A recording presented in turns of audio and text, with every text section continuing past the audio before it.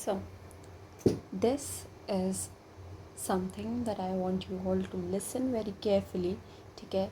क्योंकि बहुत सारे लोग इस फेज़ में सिर्फ खुद को डाउट करते रह जाते हैं एंड वो क्रूशियल टाइम अगेन वेस्ट कर देते हैं जो उनको यूटिलाइज़ करना चाहिए प्रॉपरली, ताकि वो दूसरों पे एक एज ले सके अपनी प्रिपरेशन के अंदर, ठीक है? सो इट्स हाई टाइम कि हम 2025 का प्रीलिम्स पीछे छोड़कर अब 2026 की तरफ आगे बढ़े. Okay, so let's rise from the ashes, let's rise from the failure again and restart. First of all, एक चीज़ जो मैं बोलना चाहती हूँ that is you are not a failure. Just because आपका ये एग्ज़ाम क्लियर नहीं हुआ इससे आप फेलियर नहीं हो जाते हो.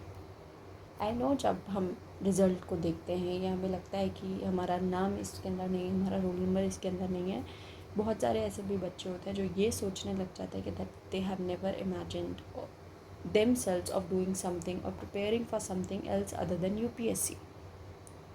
But you need to understand कि it is just another exam. ये पूरी लाइफ नहीं है आपकी, ठीक है? और आप एक एग्ज़ाम में फ़ेल हो जाओ तो ये डिसाइड नहीं करता कि आप लाइफ लॉन्ग फेलियर हो सकता है शायद आप भी AIR1 के लिए बने हो और इसीलिए इस बार नहीं हुआ क्योंकि अगले साल रैंक चाहिए थी, या शायद इस बार हो जाता तो आप मेंस रेडी नहीं थे, फिर रैंक नहीं आ पाती. इसीलिए इस पर ध्यान दो, ना कि अपने आप को इस गिल्ट में डालो कि आप ये अटेम्प्ट क्लियर नहीं कर पाए, ठीक है? Secondly, life is not just about an exam. It is very important, ये बहुत क्रूशल है, पर अगर ये नहीं हुआ तो आप कुछ और कर लोगे. इस बिलीफ के साथ अपनी प्रिपरेशन करो एंड ट्रस्ट मी, अगर आप इस बिलीव के साथ अपनी प्रिपरेशन करोगे आपकी एंजाइटी बहुत लेवल्स पे कम रहेगी एंड आप अपनी एंजाइटी को बहुत अच्छे से कंट्रोल और मैनेज कर पाओगे. Third thing, learn from it. सिर्फ ये मत सोचो अब कि हाँ ठीक है कोई बात नहीं, पेपर हो गया, लेट इट बी, जो भी हो गया मैं बाद में देखूँगा या देखूँगी क्या करना है. No, learn from it. Sit down with your paper.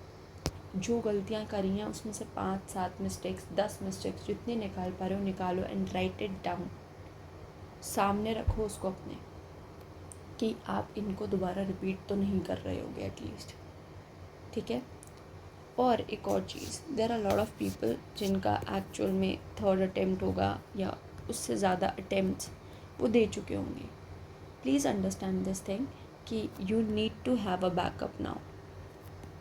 Prepare for this exam, जब तक आपका मन है तब तक करो, but at least have a backup, क्योंकि उससे आपकी एंजाइटी थोड़ी कंट्रोल रहेगी, आप पे प्रेशर आप कम फील करोगे, ठीक है? एंड बहुत एम्पल ऑप्शंस हैं, बहुत एम्पल ऑप्शंस हैं, आप आराम से कुछ ना कुछ फिगर आउट कर लोगे, ठीक है? इस वक्त आपको लग रहा होगा कि कुछ समझ नहीं आ रहा है, कैसे करना है, क्या करना है, but ultimately you will figure this way out, okay?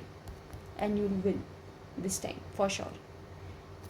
Lastly, ज़्यादा बड़ा इसको खींचना नहीं है बिकॉज कोई सेंस नहीं है उस चीज़ का. लास्टली एक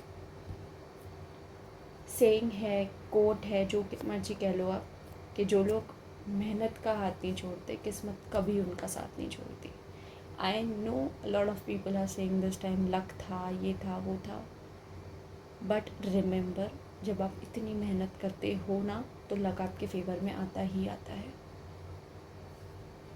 and with that, good luck for 2026. बहुत टाइम वेस्ट कर लिया है ऑलरेडी. अब आप इन लोगों से जो इसमें फ़र्स्ट अटैम्प्ट दे रहे हैं ना उनसे कहीं आगे हो, ये सोच के प्रिपरेशन स्टार्ट करो, ठीक है?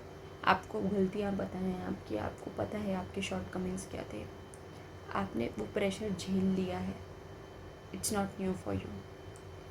उन सारी गलतियों पे काम करो एंड 2026 में आपका नाम भी इस PDF में ज़रूर होगा.